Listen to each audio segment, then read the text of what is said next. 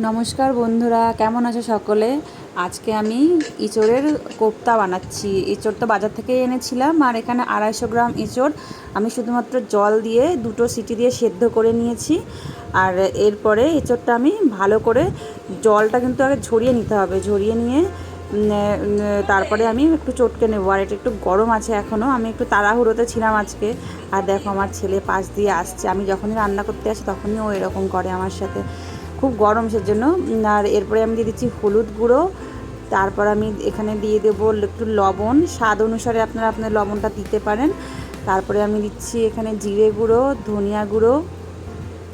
এরপরে গরম মশলাটা কিন্তু মাস্ট, গরম মশলা দিলে এছাড়াও যে কাঁচা একটা গন্ধ সেটা চলে যায়। এরপরে দিলে কাঁচা লঙ্কা দিয়ে দিলাম একটু, আর বেসন দিয়ে দিচ্ছি। বেসনটা আমি একবারে দেবো না, মানে আমি একটু মেখে মেখে দেখে নেব যে কতটা আছে, যেহেতু একদম জল নেই তো বেসনটা মাপ অনুযায়ী দিতে হবে।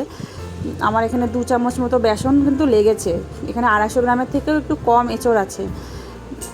আর এরপরে আমি এগুলোকে সুন্দর একটা শেপ দিয়ে একটু চ্যাপটা করছি, গোলও করতে পারো তোমরা। চ্যাপটা করলে কী হয়, অল্প তেলে অনেকটা ভাজা হয়ে যায়, গোল করলে অনেকটা একদম ডুবো তেলে ভাজতে হয়, সেই জন্য। আর আমি এটা একদম লো ফ্লেমে গ্যাসের ফ্লেমটা রেখে ভেজে নিচ্ছি। আর আমি ভাজছি লোয়ার কড়াইতে, যার জন্য কড়াইটা আমার এরকম কালো কালো হয়ে গেছে। তো তোমরা প্লিজ কিছু এটা মনে করো না। আর রান্নাটা আমি এই ননস্টিকের কড়াইতে ইন্ডাকশানে রান্না করছি। আর তোমরা চাইলে আলু দিতে পারো, যেহেতু আমাদের বাড়িতে আলু সবাই খুব পছন্দ করে, সেজন্য বেশিরভাগ সবজিতে আমি আলু দিই। তো আলুগুলো আমি হালকা করে ভেজে নিচ্ছি তেলের মধ্যে।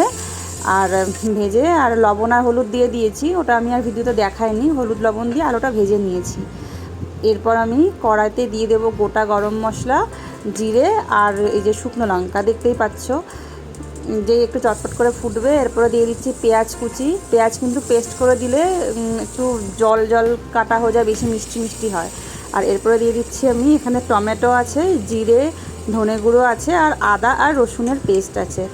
যেহেতু আমি জল একদম কম দিয়েছিলাম, তো পরে আমি একটু ওই মিক্সিটা ধুয়ে জলটা দিয়ে দিয়েছি এটার মধ্যে। আর এটাও আমি 5 মিনিট লো ফ্লেমে কষিয়ে নেওয়ার পরে এখন দিচ্ছি দই।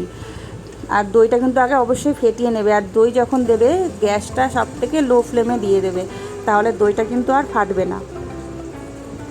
এরপরে আমি আলুগুলো দিয়ে দিয়েছি, আর এখন দিয়ে দিচ্ছি স্বাদ মতো লবণ। যা লবণ দেওয়ার তরকারিতে আমি এখনই দিয়ে দেবো, পরে কিন্তু আমি আর লবণ দেবো না।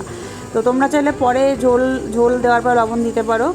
আর এরপরে আমি দিয়ে দিচ্ছি জল দিয়ে আলুটা, মানে মোটামুটি আলু সেদ্ধ আধা সেদ্ধ হওয়া অবধি এটা ফুটাতে হবে। আর এরপরে ওই যে আমি বড়াগুলো ভেজে রেখেছিলাম, কোপ্তাগুলো, ওইগুলো আমি দিয়ে দিচ্ছি। আর কোপ্তা দিয়েও একটু ফুটাতে হবে, যেহেতু বেসন আছে একটু সময় লাগবে।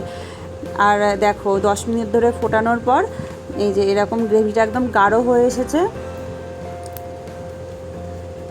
এরপরে আমি দিয়ে দিচ্ছি ঘি। ঘিটাও যদি অনেকে ঘি খায় না তো নাই দিতে পারে ঘি, আর গরম মশলা তো দিলে আরও বেশি টেস্টি হবে। ঘি গরম মশলা দিয়ে আমি ঢেকে দিয়ে রেখেছিলাম 5 মিনিট, আর এরপরে আমি সার্ভ করে নিচ্ছি। কেমন লাগলো রেসিপিটা? কিন্তু খেতে কিন্তু অসাধারণ হয়েছিল।